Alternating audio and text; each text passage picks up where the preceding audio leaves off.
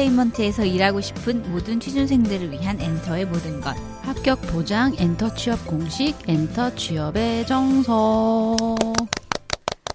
안녕하세요, 미도리입니다. 안녕하세요, 전민지입니다. 네, 오늘도 엔터 취업의 정석 27장을 시작해 보도록 하겠습니다. 네, 제가 오늘 녹음 전에 저희 유튜브 영상들의 댓글들을 한번 쭉 보고 왔었는데요. 네, 댓글이 있었군요. 네, 많진 않지만. 네네. 다행히 악플은 없더라고요. 다행입니다. 네네네. 네. 대신에 모든 분들이 도움을 많이 받고 계시다고 댓글을 달아주셔서 정말 기분이 좋더라고요. 진짜요. 네. 저희가 엔터 취업과 업무 내용에 대해서 디테일하게 설명드리려고 사실 매회 노력을 하고 있는데요. 네네. 이 부분을 많은 분들이 알아주신 것 같아가지고 네네. 저희가 앞으로 팟캐스트를 읽어나가는데 굉장히 큰 힘이 되고 있습니다. 네, 정말 감사드립니다. 그리고 또 하나 느낀 건 네. 우리 엔터 취준생 분들이 참 열정적이신 것 같아요. 맞아요. 네. 다른 분야에 비해서도 더 열정적인 것 같다고 맞아요. 생각합니다. 근데 정보가 정말 부족한 업계인데도 불구하고 네. 이런 정보 수집력이나 직무 이해도 면에서는 예전에 저희 때보다 더 열정적이신 것 같아요. 맞아요. 예. 그만큼 엔터 회사들이 채용도 많이 했으면 좋겠는데 아무래도 이게 또 제한돼 있다 보니 그러지 그쵸. 못한 상황이고 네. 특히나 저희도 보면 요새 다 경력을 많이 뽑더라고요. 그래서 신입이 더욱더 취업이 어려워진 게 현실인 맞아요. 것 같아요. 가뭄이에요, 가뭄. 진짜 신입 다 경력 1년 이상 그렇게 경력 뽑으면 신입 어디서 경력을 쌓습니까? 그러니까요. 도대체? 뭐 이마트 갑니까? 뭐 캐셔 네. 해야 돼요. 막. 그러니까 약간 경력 있는 신입사원을 찾는 그런 느낌이라서. 맞습니다. 그래도 뭐 될 사람들은 다 되더라고요. 그렇죠? 맞아요. 예, 제가 예전에 한번 말한 적 있는 것 같은데 제가 God Bless You 프로그램을 네, 좋아하시죠? 네네, 너무 사랑하는데 네. 거기서 이런 말이 나오더라고요. 삶은 속도가 아닌 방향이다. 명언. 네.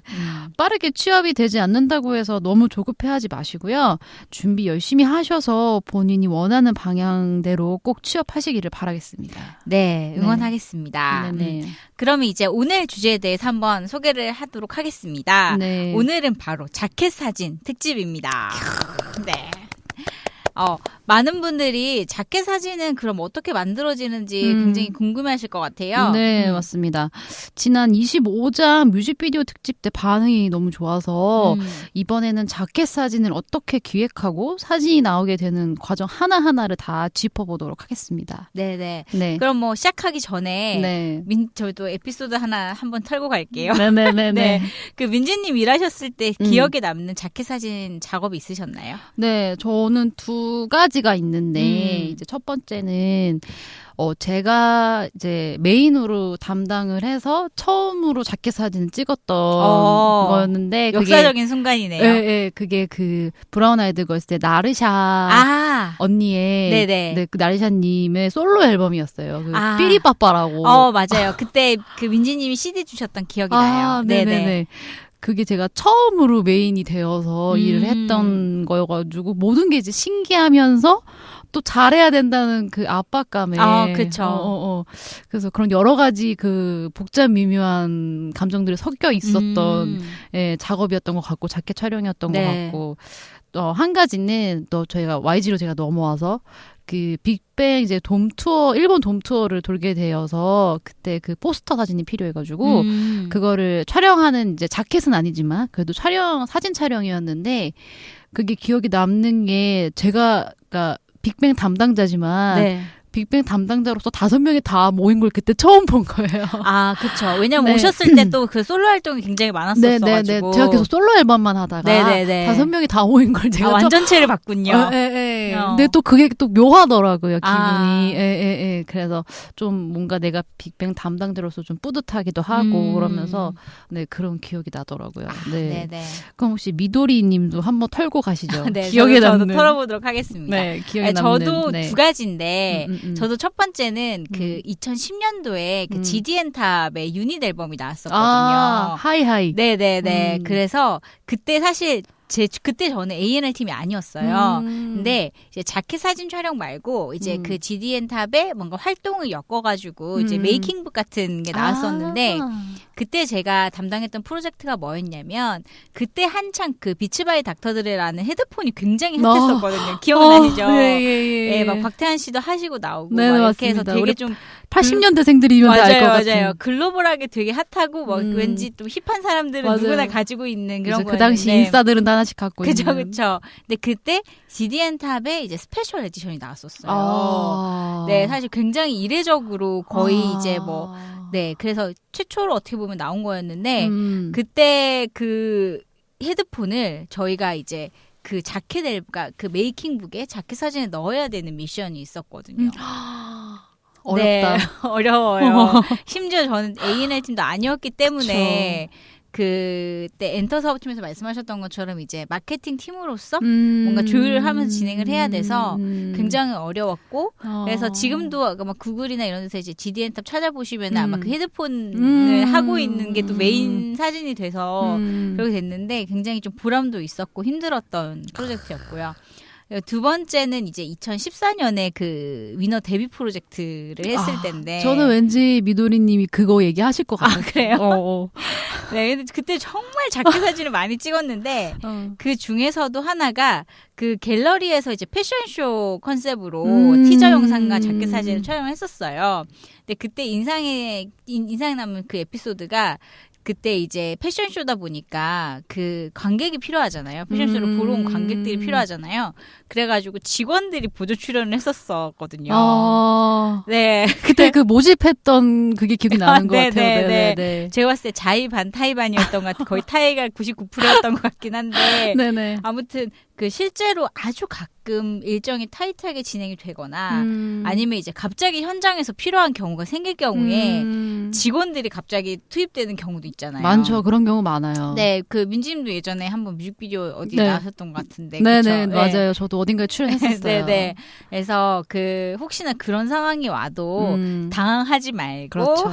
긍정적으로. 네, 긍정적으로 뭐 이렇게 내 기록에 하나 남는다 생각하시고 네, 즐기시기를 바라겠습니다. 네, 여러분 즐기십시오. 뭐든 즐기십시오. 네네.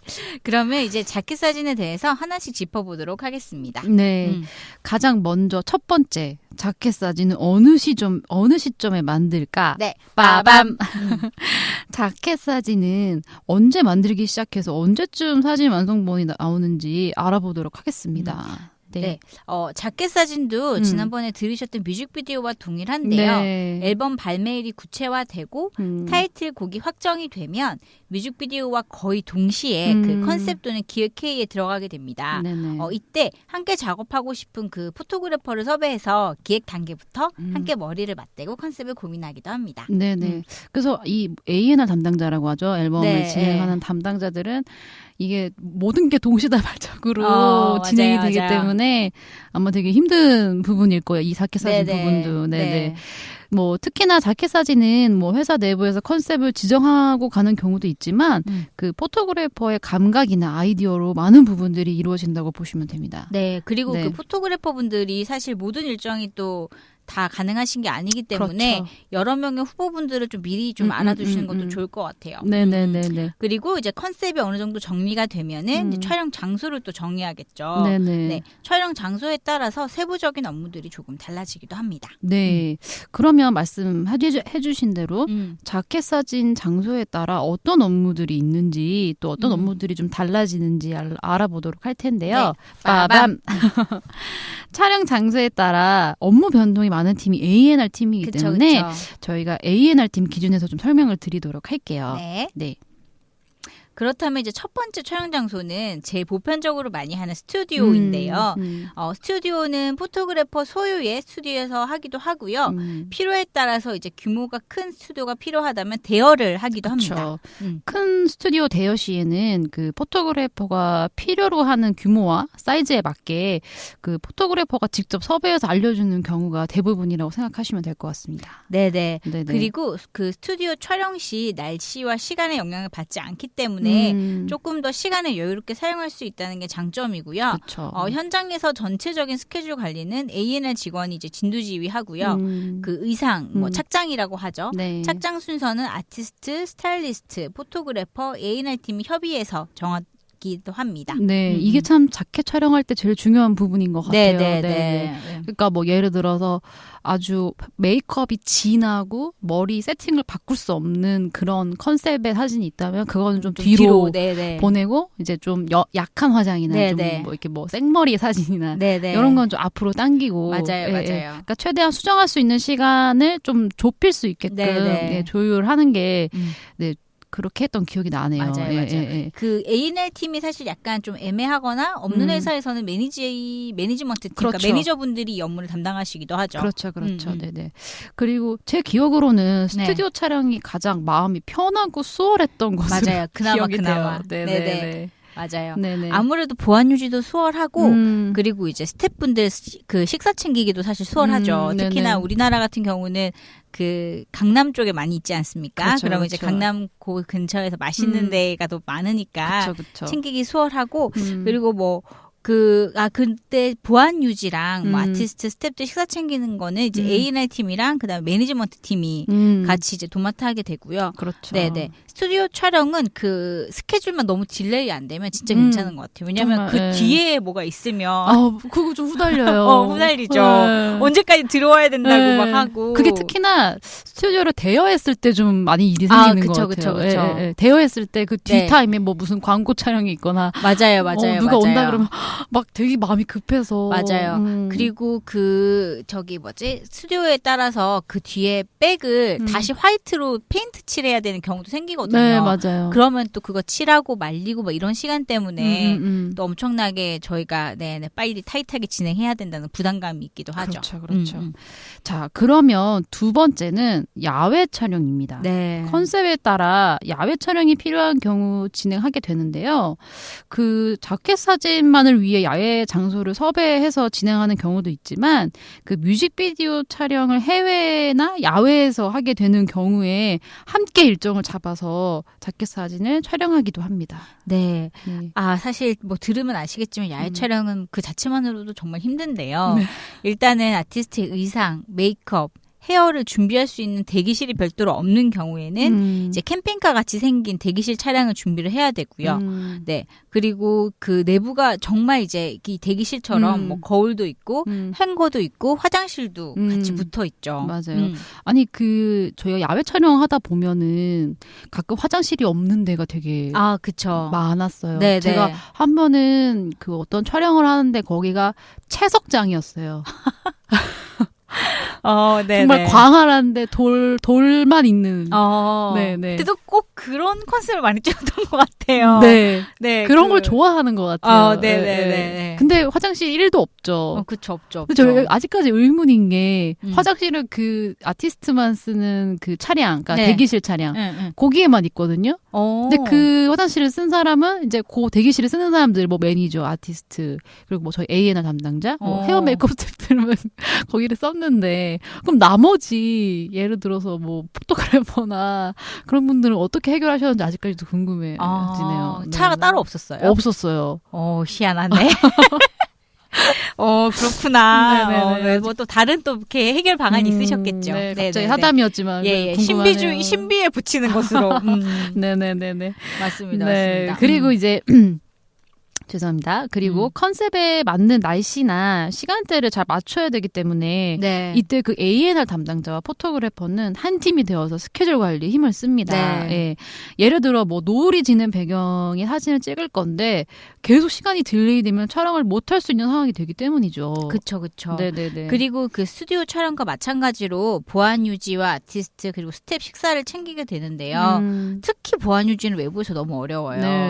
왜냐하면 스튜디오의 경우에는 이제 사람들이 저희 눈에도 한눈에 다 들어오는데 야외의 경우에는 사실 뭐 아까 채석장 말씀하셨지만 채석장 말고 이제 그냥 일반적인 경우에는 뭐 다른 빌딩에서 누군가 그쵸. 사진을 찍을 수도 있고 그렇죠. 여러 가지 변수가 있기 때문에 정말 촉각을 곤두세워야 합니다. 네, 저도 한번 자켓 촬영이었는데 어떤 그런 가게들이 많은 스트릿에서 찍었는데 마침 그 스트릿이 다 쉬는 그런 곳이었어요. 근데 꼭 이상하게 그 한 가게만 문을 여네? 이상하게. 공교롭게도. 네, 있지도 않아요. 약간 케이크 파는 데였는데 또 그분 사진 찍어가지고 트위터에 올리셔가지고.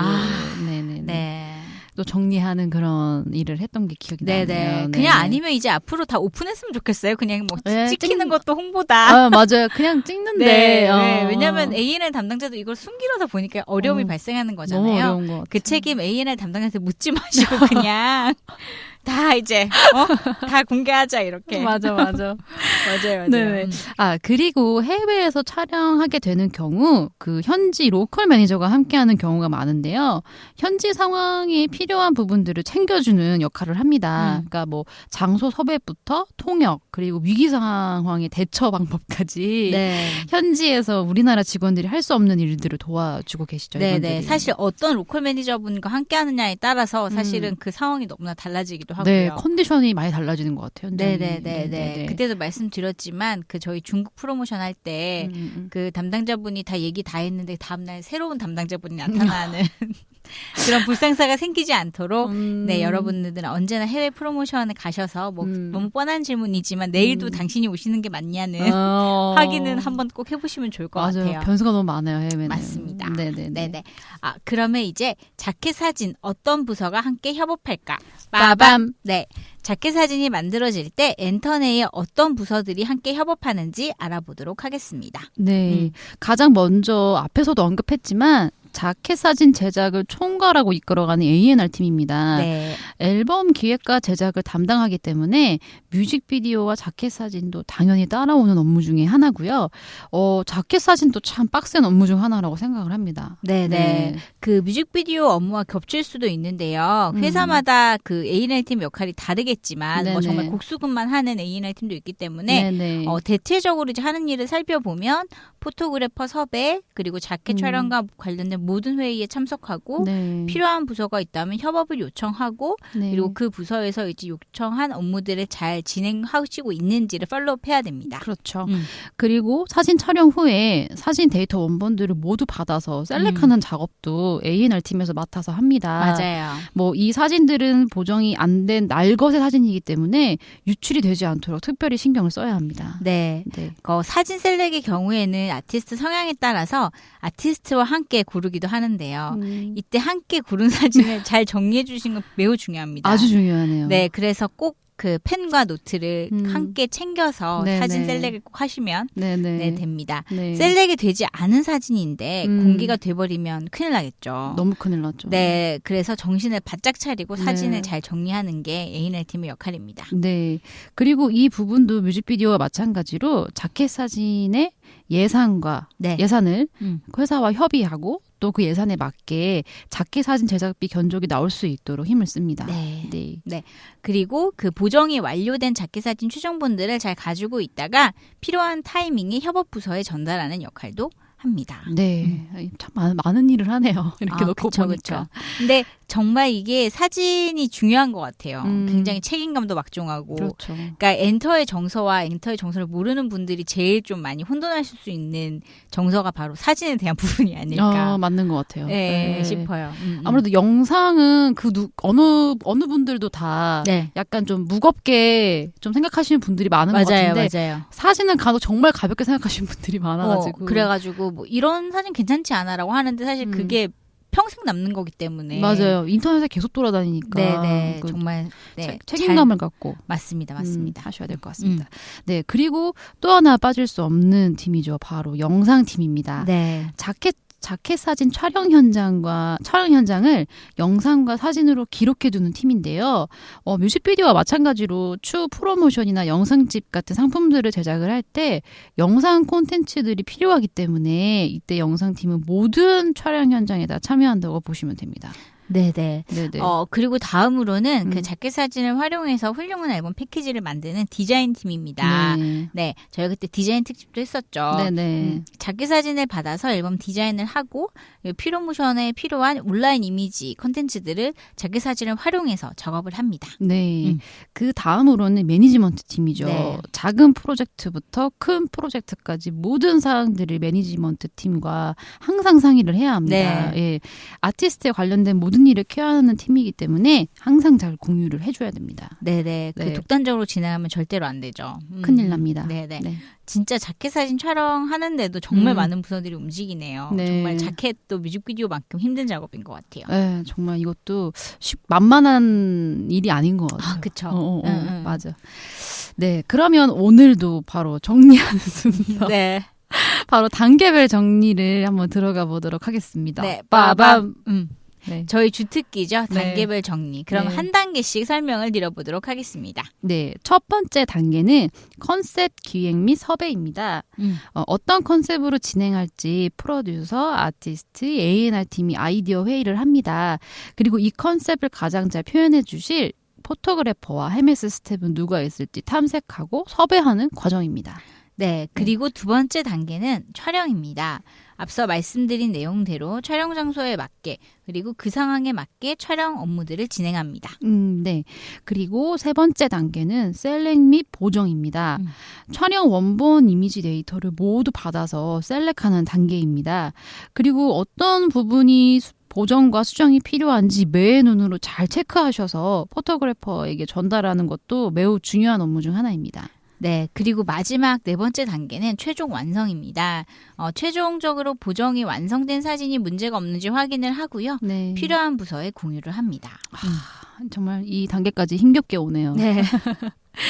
정말 말로 하면 간단한데 네. 실제로 너무너무 힘든 과정인 것 힘들죠. 같아요. 네. 정말 자켓 사진 촬영에도 이렇게 할 얘기가 많네요. 정말 많은 사람들의 협업으로 만들어지는 작품이라고 볼 수 있을 것 같네요. 맞습니다. 네. 단 한 장의 사진이겠지만 그 엔터 직원들에겐 정말 피땀 눈물이 섞인 결과물입니다. 네. 앞으로 저도 그 자켓 사진에 공개되는 것들 하나하나 눈여겨서 잘 봐야 될 것 같아요. 네네. 우리 취준생 분들도 잘 눈여겨서 봐주시길 네, 바랍니다. 네. 네네네. 그럼 이제 다음 코너로 저희 넘어가 볼게요. 바로 엔터 이슈 시간인데요. 최근 엔터계의 이슈를 캐주얼하게 이야기하는 시간입니다. 네, 오늘은 그 최근 SNS를 통해서 굉장히 이슈가 된 할담빛 지명사라버님에 대해서 이야기를 나눠보려고 합니다. 네, 그 누구보다도 K-팝을 사랑하시는 분이 아닌가 싶은데요. 그 미쳤어 가사와 안무를 다 외우기 힘드실 텐데 정말 즐기는 자는 이기지 못한다는 말이 맞는 것 같습니다. 맞아요. 그 손담비 씨가 또 답가를 또 하셨더라고요. SNS에. 네. 그 예전에 바이럴 마케팅이라고 했던 부분들이 그 최근에 들어서는 이제 SNS 마케팅으로 불려지면서 많은 사람들이 짧은 클립 영상 또는 짤로 콘텐츠를 즐기고 퍼뜨리는 것이 뭔가 하나의 마케팅 분야로 개척이 된 것 같습니다. 네, 맞습니다. 특히나 그냥 지나칠 수 있는 그 전국 노래자랑 장면 중 하나를 캐치한다는 것이 참 큰 묘미인 것 같아요. 맞아요. 네. 그리고 전국 노래자랑에서도 그 KBS 이제 거기 유튜브에서도 관객 반응 없는 노편집을 또 공개하셨더라고요. 그러니까 뭔가 그 시대의 흐름에 또 잘 맞춰가시는 것 같아요. 그 여러분들도 최근에 SNS에서 이슈되는 컨텐츠들을 뭐 그냥 재밌다라고 지나치지 마시고 왜 이게 이슈가 됐는지 포인트들을 한번 잘 살펴보시면은 이것도 하나의 취업 준비가 되시리라고 생각이 됩니다. 네네네. 좋습니다. 네네.